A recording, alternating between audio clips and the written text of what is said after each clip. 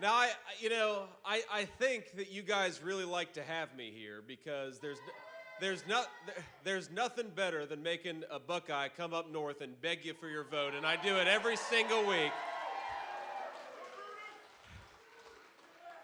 And you all are nice and friendly to me, but I know in the back of your minds you're saying, well, we're still going to beat them at football in November.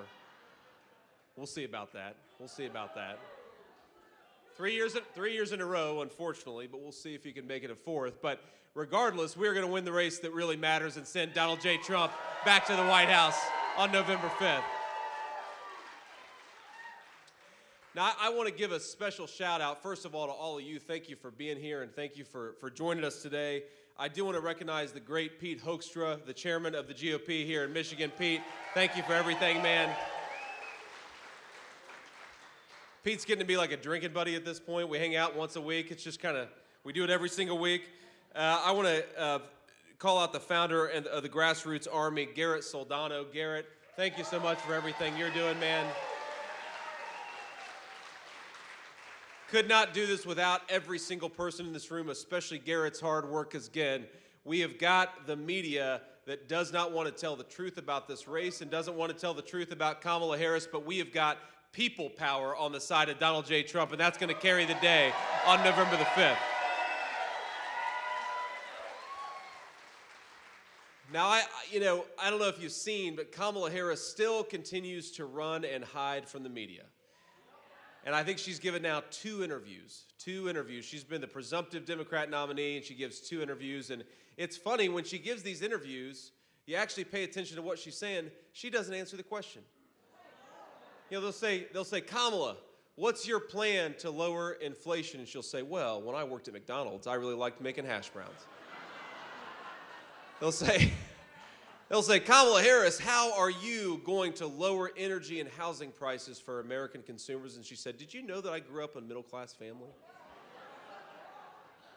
Well, that's cool, but can you answer the question about how you're going to make the lives of the American people better? And the answer is, of course, she can't, because her policies have caused every single problem we've seen in this country over the last 3.5 years. Exploding inflation, that's on Kamala Harris. Groceries you can't afford, that's on Kamala Harris. Housing that is unaffordable for young American families, that is on Kamala Harris. And a wide open border, that's on Kamala Harris too. So let's say to Kamala Harris, you're fired. We're not sending you to the White House. Get out of Washington, D.C., and go back to San Francisco, because she is a San Francisco liberal at heart, and that's clearly where she ought to be. But, the thing is, the American people, even though Kamala Harris talks to them like they're children, Donald Trump and I talk to the American people in a different way. We talk to them like they are our fellow citizens who deserve to be persuaded by the person who wants to be their next president and vice president. So let's talk a little bit about public policy. But before I do that, I want to just address the elephant in the room here, which is, of course, just a couple of days ago, my running mate, my dear friend and our next president, was nearly assassinated again.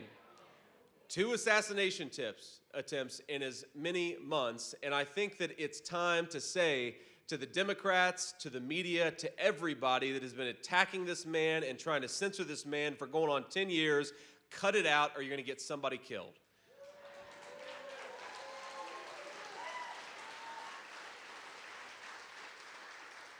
Now, I actually, of course, heard about the news before almost anybody else. I was sitting at home with my son, and we were doing, what we always do when my wife's not around. We were playing video games. We get that like 1 hour. All right, we can play video games, and then before Mom comes back, we got to cut that crap out. Sorry, honey. I just told on myself. But we're sitting there, and I get a phone call. It says Donald J. Trump, so I answer it. And he says, JD, you won't believe it. They just tried to do it again. I said, what did they try to do? He said, well, they just tried to shoot me again. And I said, what? No way. I almost couldn't believe it when he first told me, and I said, oh my God, sir, I'm so glad you're okay, but you're physically okay. Clearly, you wouldn't be calling me. Are you okay in all the ways that matter? And he said, yeah, I'm doing fine. And that's just who he is. He just gets shot, almost shot a second time, and he's totally fine. He was a little annoyed about one thing, though. He was mad because he was on the 6th hole and he was about to make a birdie putt. And he said, I'm kind of pissed off they wouldn't let me finish my birdie. I was having the round of my life, and I said, well, okay, sir, I think it makes sense, though, that they got you off the golf course. But, you know, it goes to show there is a difference in leadership style. There is a guy who takes a bullet to the head and stands up and says, fight, fight, fight. There is a guy who takes a second almost assassination attempt and responds to it with grace and good humor. And then there's a woman who is terrified of the American media. Who do we think ought to be the President of the United States? Donald J. Trump.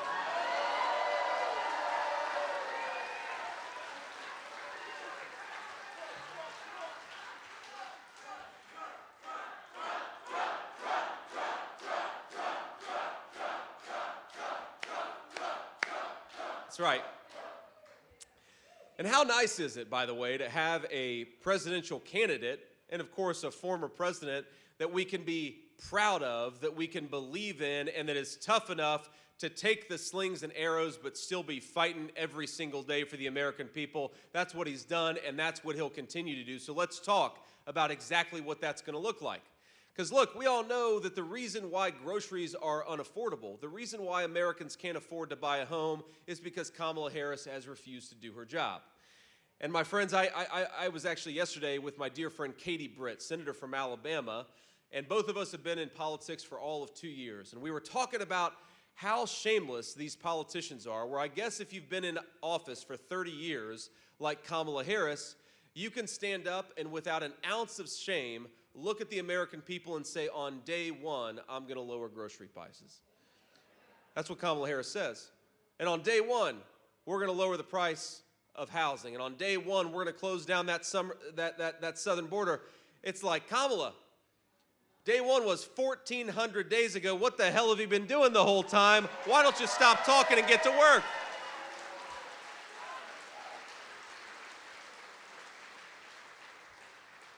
Let's just compare and contrast the specific policy, because the American people deserve to have people who are going to talk about the public policies that are going to make their life better. Kamala Harris cast the deciding vote on the Inflation Explosion Act. It's the biggest driver of inflation in the United States today. Kamala Harris cast the tie-breaking vote for it. And of course, when Donald J. Trump was president, inflation was 1.5% and wages were going up. When Kamala Harris became the vice president and the border czar, she said we're going to suspend all deportations. We're going to decriminalize all illegal immigration, and we are going to stop Donald Trump's wildly successful Remain in Mexico policy. That flooded the United States with a ton of illegal immigrants, and you know what those illegal immigrants did? They compete with Americans for scarce homes. And the Donald J. Trump plan is that American housing ought to go to American citizens, not people who shouldn't even be in this country to begin with.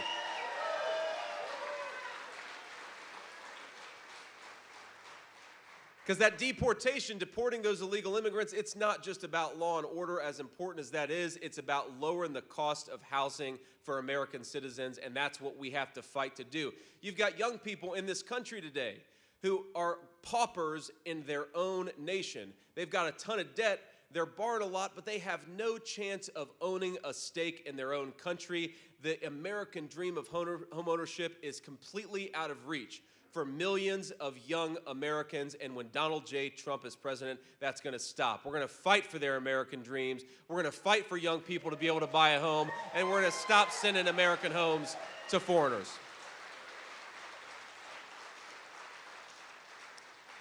Now, we all know in the great state of Michigan that the most important driver of inflation is energy, right? You make energy more expensive, you make gas at the pump more expensive, but you also make food more expensive, because who drives that food to the grocery store? It's our truck drivers. And if they're paying more for gasoline and diesel, then all of us are paying more for food. And if they're paying more to send construction materials and lumber at the construction site, then we're all paying more for housing. The number one thing we've got to do to get control of this crazy inflation and drive down the cost of everything is to unleash American energy. Drill, baby, drill.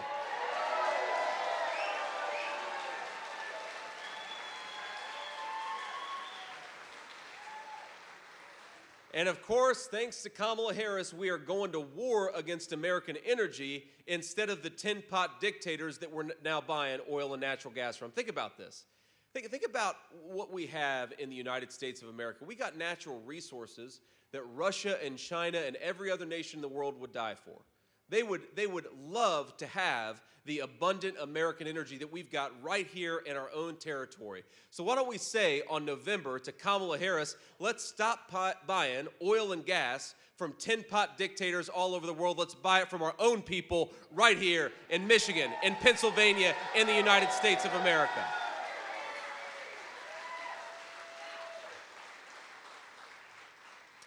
And here's what Donald Trump is going to do. On day one, we are going to unleash American energy once again. On day one, we are going to start building more homes again so that young people can afford the American dream of homeownership. On day one, we are going to implement a very, very simple tax policy. You know, Kamala Harris, she wants to raise taxes on American workers and then reward companies that ship American jobs overseas. And I think that gets it exactly upside down. Donald Trump and I, we're going to cut taxes for American workers, and we are going to raise tariffs on companies that are shipping jobs overseas.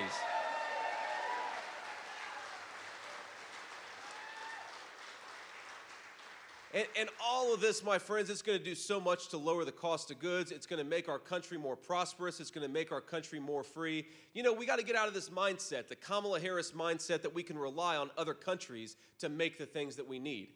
You go to a grocery store, you go to a pharmacy, and it is shocking how much everything that we buy in this country is very often made by people, some people who don't even like us, by the way.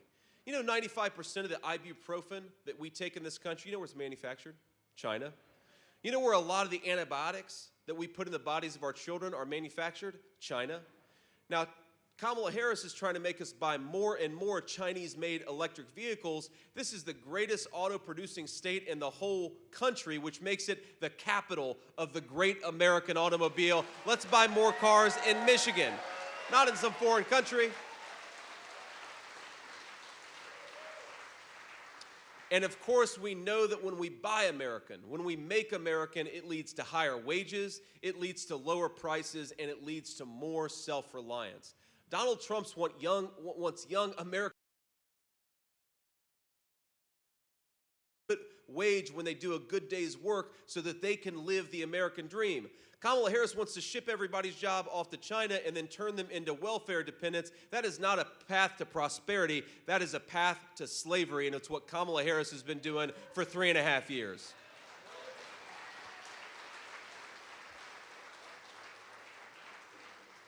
So we're going to take some questions from the media in a second, but I just want to send a message to everybody in this room, to everybody who's watching on television, to those of you who will see the clips afterwards. We are going to make this country more prosperous again. We're going to make the American dream more affordable again. We are going to make America great again, and it's going to start right here in the state of Michigan. God bless you guys. Thank you for having us, and thank you for doing what you're doing.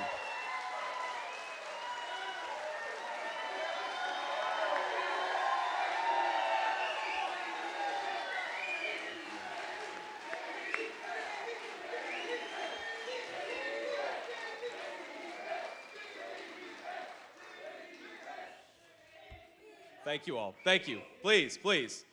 So we'll take a few questions from reporters, and I always do this because I actually think that American political candidates ought to talk to the media, unlike Kamala Harris. But what I like to do is to start with the local Michigan reporters. We'll have some folks back there pointing them out, and then if we've got time afterwards, we'll take some questions from the national pool as well. So I think I've got one question right there in the back. Beth LeBlanc with the Detroit News. Quick question. I know you've mentioned that we're too reliant on Chinese-made electric vehicles. What do you think about bringing some of that manufacturing back to Michigan? Some of the incentives recently for Goshen or for the Ford Marshall project, they're saying they're trying to accomplish that. I guess, how do you address that or respond to it? Well, I think the most important thing that we want to do is we want to manufacture in the United States of America, but we want American workers and American companies to do it, right? That's part of the problem with the Goshen facility. But look, the Inflation Explosion Act, which is really a green energy scam act, what Kamala Harris did in that legislation is they put hundreds of billions of dollars of subsidies for electric vehicles, but they didn't do anything to really guarantee those electric vehicles would be made in the United States of America. So think about how little sense this makes. We're going to tax American citizens and give a bunch of money away to rich people to buy electric cars made in China. It's the dumbest economic policy in the history of this country, and we've done a lot of stupid things over the last 40 years. But the crazy thing here is you could have a totally different approach to economic policy, and that's what Donald Trump did. That's why his economic policies worked so well, and that is his plan for what to do again. Now, Kamala Harris, it's so funny to me. She keeps on talking about how she's got a plan to fix all these problems. And like I said, the obvious question is, well, if you've got this great plan, why don't you do it right now? You're the vice president right now. Go do something with all that power the American people gave you. The second point I make is she says she has all these great plans. Well, what are they? Because every time she talks with any detail, which is very rarely, about her policy, she just sounds like Donald Trump. She copies it's like she went on President Trump's website and copied every single one of his viewpoints, even though she's governed the exact opposite. And this is a person who said she wanted to ban fracking, and now she says she supports fracking. This is a person who said that she wants a secure border, even though her policies opened up the American southern border. She wants to support American energy, even though her policies, she's gone to war against American energy. Kamala Harris, in what she says and how she's governed, are two totally different people. We've never had a faker, more fraudulent person run for president of the United States, and we got to remind people of that every single day.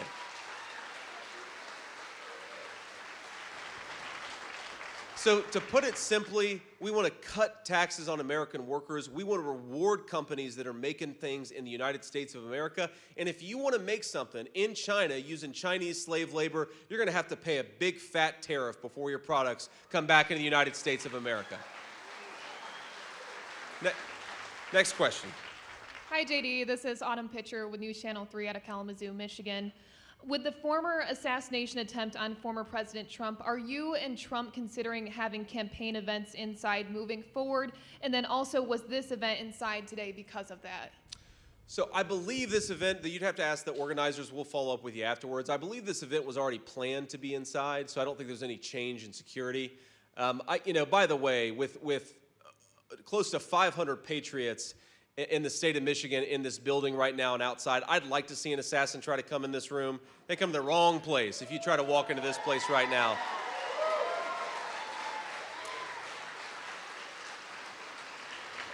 And while we're on that topic, by the way, I know we've got a couple hundred people outside. I want to give them a shout out. I'm sorry you couldn't make it. I'm sorry we hit capacity, but God bless you guys. I know you can hear me. You can't see me, but I'm grateful to you. But look, fundamentally, there's some risk inherent in this. I think the president has showed this, and I think that I'm trying to follow his example, which is when an assassin tried to take him down in Butler, PA, just about 6 weeks ago, he didn't hide in a basement. He didn't run away from the American people. He said, you know what? I want to be the people's president, so I got to get out there and talk to him. And that's what I'm going to keep on doing. And yes, there are some risks related to the Secret Service detail. I thank these guys every day for what they do. God bless you.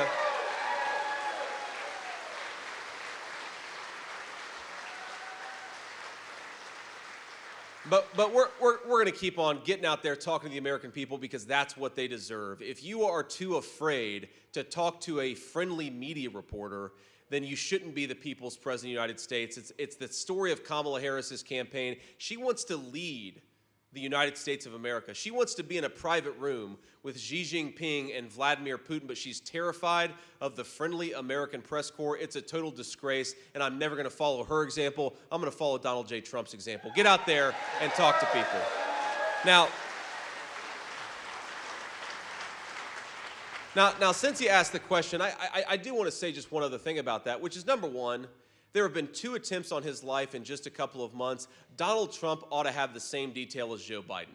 That is a policy choice that our federal government has decided that Donald Trump deserves a lesser level of protection. Maybe with any normal formal president that makes sense. It clearly doesn't meet the challenge of what Donald J. Trump is dealing with. So we ought to bump up his security. We, of course, want to be as careful as possible, and we want to make it so that we cut out the ridiculous rhetoric that I think has put a giant target on Donald Trump's back. Now, I have to say this because, look, whether Republicans do a better job at showing respect, at trying to debate our differences without, going into personal attacks. But the media trying to both sides this issue after two people have taken a swing at Donald J. Trump's life is ridiculous. Don't lecture Donald Trump about softening his rhetoric after two people tried to kill him. It's ridiculous. Tell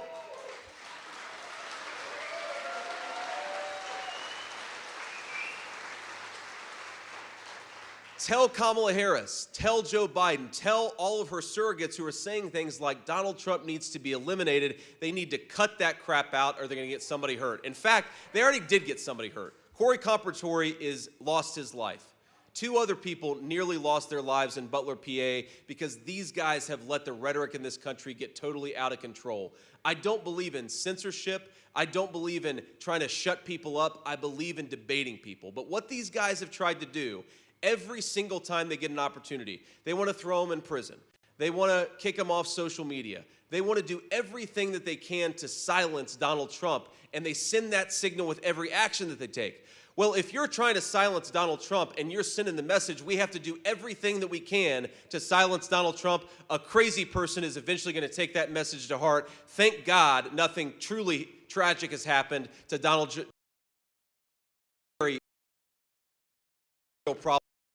Democrats have got to cut this crap out, respect their fellow Americans, debate our differences. Don't try to get your...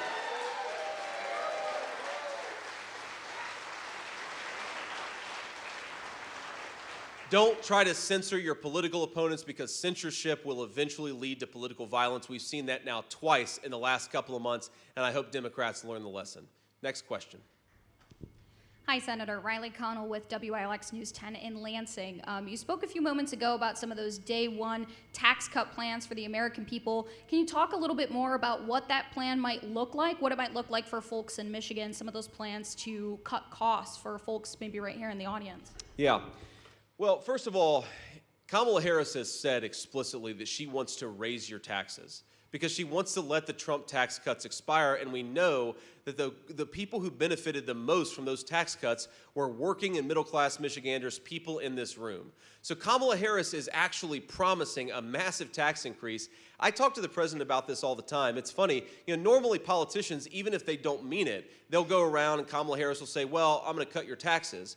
Well, she's actually saying we're going to let the Donald Trump tax cuts expire. She's explicitly running on a promise to raise taxes. It's the dumbest political move, but it will tank this economy and will make life even more unaffordable for Michiganders. It's a disaster, and that's why we've got to renew those tax cuts. But when we talk about prices, this is very, very important. The Kamala Harris administration has implemented about $900 billion worth of regulations in this country. And who do we think that falls on? The people in this room, people all across the state of Michigan. They're the ones who suffer when you create $900 billion worth of regulations. Who suffers when you jack up the cost of energy to a level it's never been before in this country? It's everybody, because everything requires energy, right? So when you increase the cost of energy, you increase the cost of housing, you increase the cost of food, and you, of course, increase the cost of people's utility bills. And all those things have, as everybody in this room will attest, all those things have gone up because of Kamala Harris's policies. We could lower prices on day one if we just unleashed American energy. It's the most important thing that we can do to make life more affordable in this country. Donald J. Trump and I are going to do it, and it's actually simple. Because sometimes public policy is complicated, but sometimes all we have to do is undo the regulations on American energy started by Kamala Harris. We do that, life will become more affordable for the people in this room and all across the state. We've got to do it.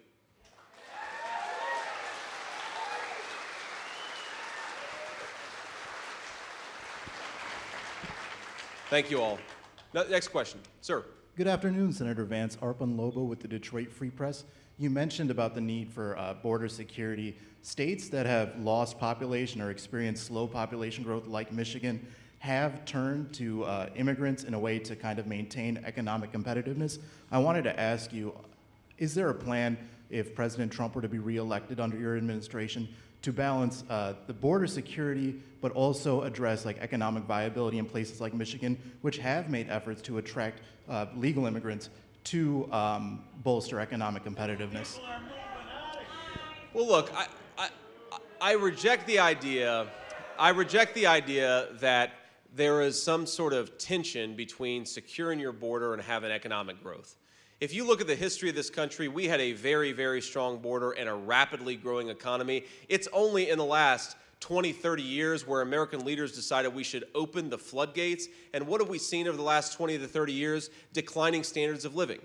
If the solution to our economic growth problems was to import millions and millions of illegal immigrants, then every country in Europe would be doing a lot better than they are right now. And frankly, the United States would be doing better today than it was 4 years ago. We're doing worse today than 4 years ago because we allowed this flood of migration. Now, the other thing that I think the question betrays a certain misunderstanding on, sir, is look, why have people left Michigan? I talk to this all the time. Two reasons. When I talk to people, you just heard a bunch of people shouted out the answer. It's consistent with everything that I've heard. Why have people left Michigan in the last 15, 20 years? Two things: high taxes and a lack of good jobs. So the idea that the solution to a lack of jobs is to import a lot more people who are going to compete with Michiganders for the jobs that are here. No, create more jobs. That's how you bring people back to Michigan. And most importantly,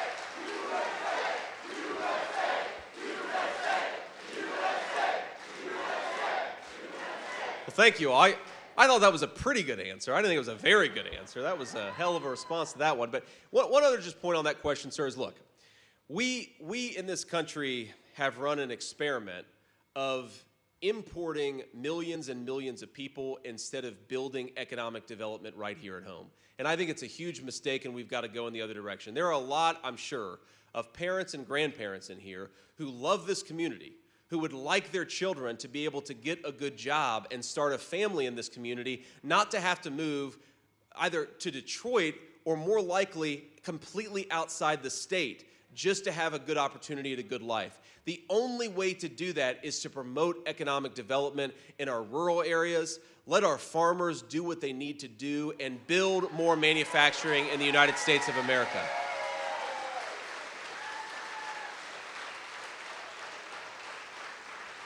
We just are not going to create prosperity with more and more cheap labor. We're going to create prosperity with more and more jobs for more and more American workers. Next question. Hi, Danielle James with MLive. I'm curious, and I want to touch back on the multiple assassination attempts against the former president. You talked about rhetoric contributing to these assassination attempts. Do you believe this rhetoric from Democrats is one-sided, and is there anything that can be done to combat it and promote civility within your party? Well, look, do I think the rhetoric is all one-sided? Of course not. Right? There are absolutely people on our side who say things that I think are ridiculous that they shouldn't say. But what is one-sided is that our guy is the one who keeps getting shot at. That's what's one-sided. And I think that, you know, for all the Democrats, and I understand where this impulse comes from. I understand where this desire to say, well, everybody needs to do better.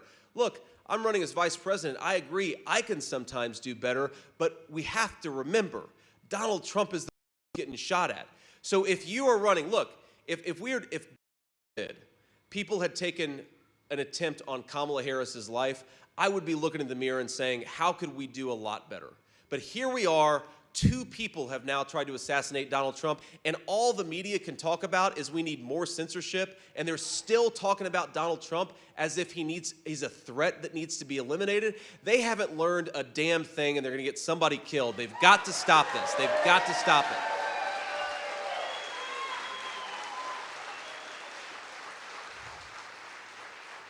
Sir. My name is Josh Berry, WXMI Fox 17. Each one of the candidates at the top of the two tickets have made their way to West Michigan. We're going to see you all likely again before the election.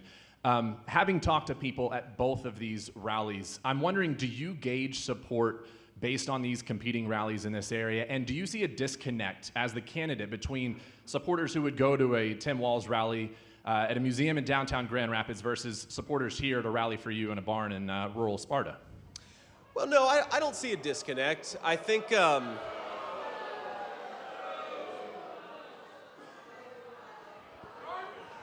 there's nothing wrong with having a rally in a barn, right?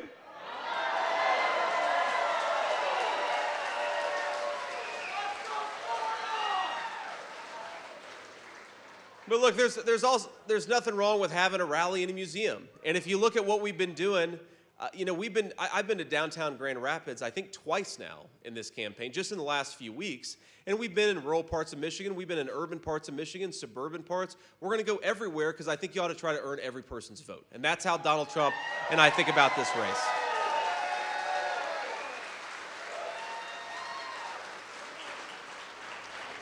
Now, look, I'm a realist about politics. Any campaign, there's two things you're trying to do. You're trying to persuade swing voters, right? People who haven't yet decided.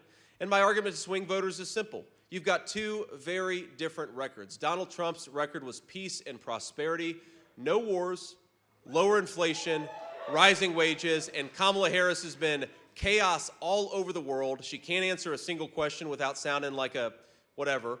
And she's had policies that have made it impossible for people to afford housing and food in the country that all of us love.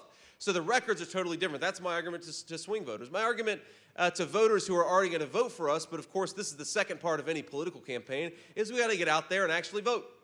And I know every single person in this room, every single one of us knows at least one person who's going to vote for Donald J. Trump, but only if they actually go to the polls. Okay?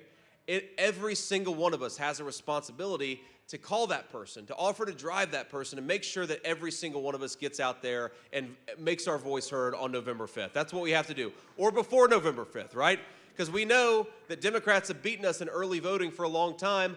I don't like the idea that we have election season. I think we ought to have election day in this country, but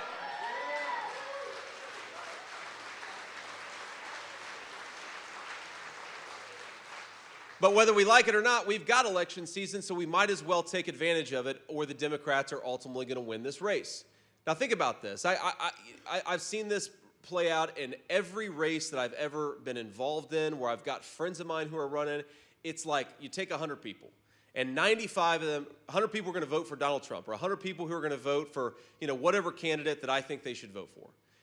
95 of them eventually do it, and then 5 of them wait until Election Day, and then what happens? Well, mom gets sick, so you got to go and take her to the hospital.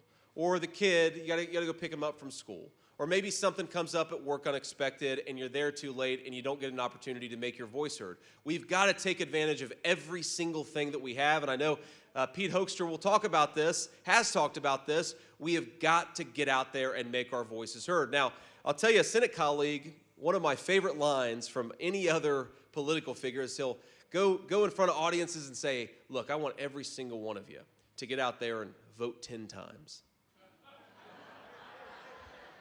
And people get kind of uncomfortable. They sit and sort of shuffle their chairs a little bit. They laugh a little bit. Well, we're Republicans. We don't vote 10 times. We only vote once. Well, here's the way to legally vote 10 times. Take yourself to the polls, but take 9 other people to the polls too. And that's what all of us, I encourage you, all of us to do.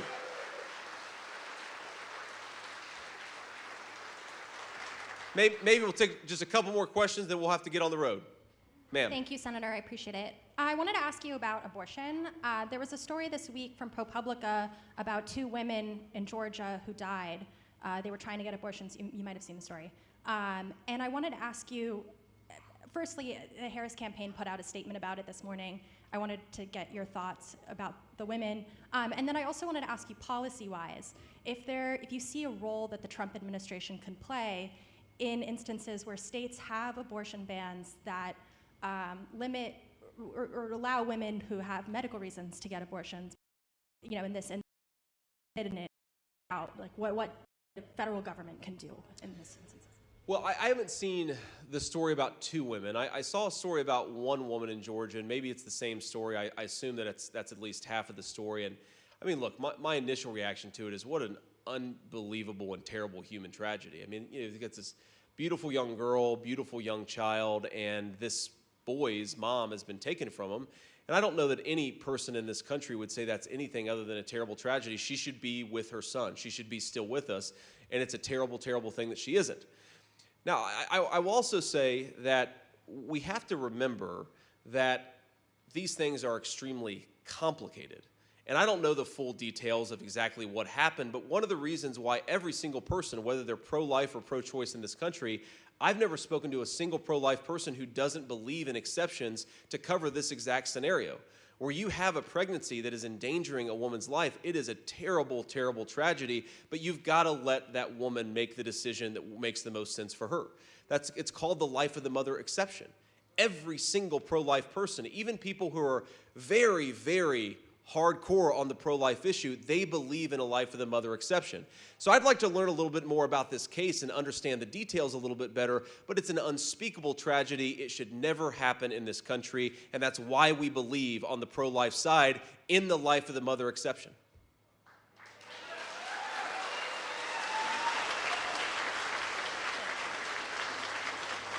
Hi, Senator. It's Kit again.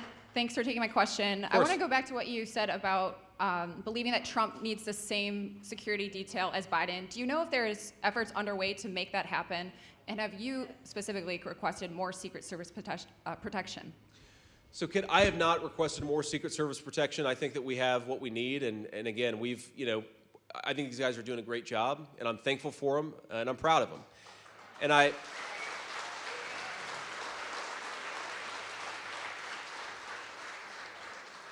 Now, sometimes I wish they would drive a little bit faster. I mean, these Secret Service agents, they drive like Miss Daisy, and I'm trying to see, well, I got Matt to laugh a little bit here. But they do not go faster than 68 miles per hour on the highway. I'd like to change that, Kid, but otherwise, no changes to my Secret Service detail. But in terms of what's going on with President Trump, I do not know, to be clear, whether the president, meaning President Trump, has requested additional protection.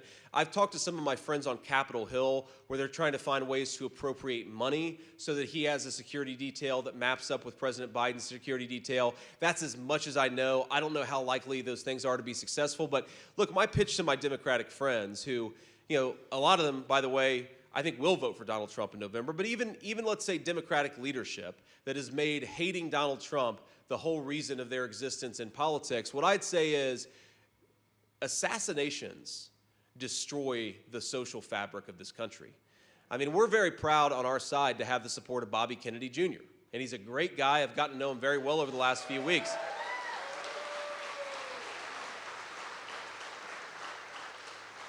But I think in many ways, this country never healed from the assassination of Robert F. Kennedy Jr.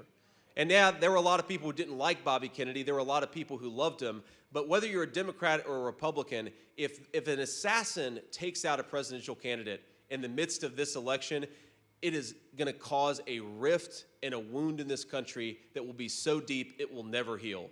So we cannot let this happen. We cannot let another person take a credible shot at Donald Trump's life. It's disgraceful, and we can do more to protect him, and I think that we have to do more to protect him, not just for his sake, but for the sake of the American people and our shared project as American citizens.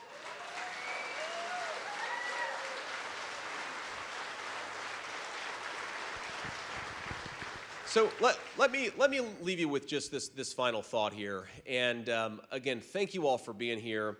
But there was a story that dominated headlines last week. It was actually a story in southwestern Ohio, about 45 minutes from where I grew up, a town called Springfield, Ohio.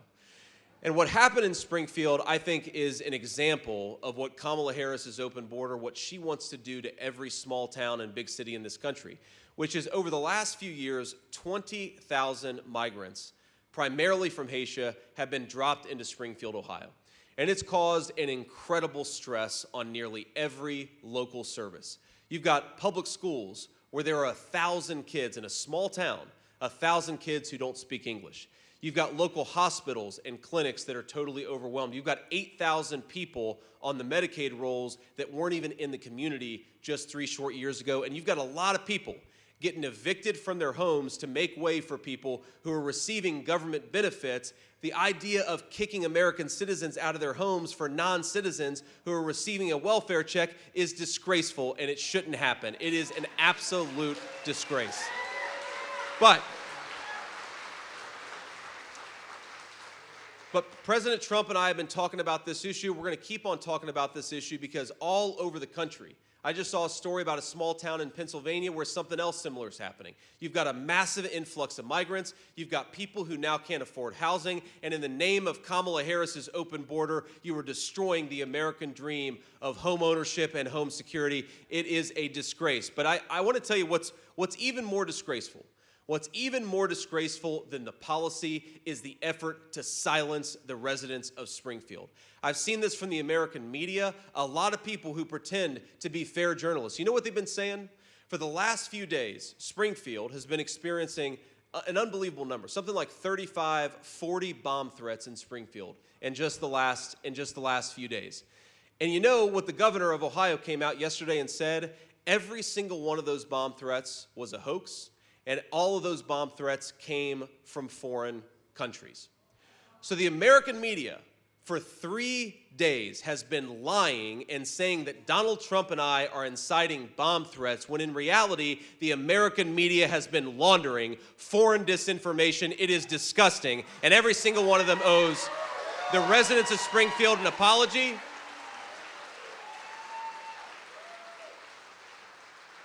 But I think it illustrates something, my friends, that is so sick from the American press in 2024. And it's that instead of talking about the crises in our country, they try to silence the people who are experiencing them. Because their message in talking about these bomb threats and in lying to the American people and saying they came from me and Donald Trump, what they're doing is trying to shut all of us up. They're trying to say, how dare you, citizens of Springfield, complain about this migrant inflow because now these bomb threats are happening. How dare you complain about the fact that you can't afford housing? How dare you complain about Kamala's open border? The media conspired to shut American citizens up. They owe every single American an apology, and they ought to...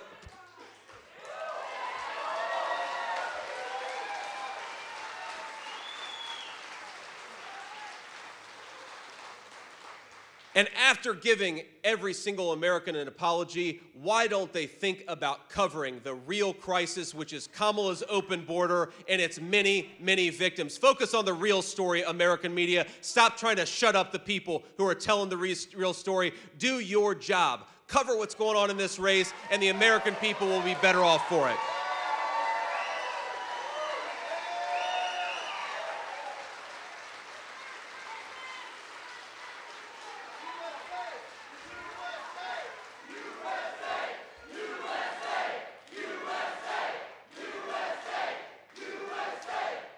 So, with gratitude to all of you and with gratitude to the state of Michigan, I want to ask you to do everything that you can over the 7 weeks that we have left in this campaign. Knock on doors if you can. Call neighbors if you can. Get your friends and family out to the polls. We have got 7 days to save this country, and it's going to start in the great state of Michigan. God bless you guys. Thank you for having me.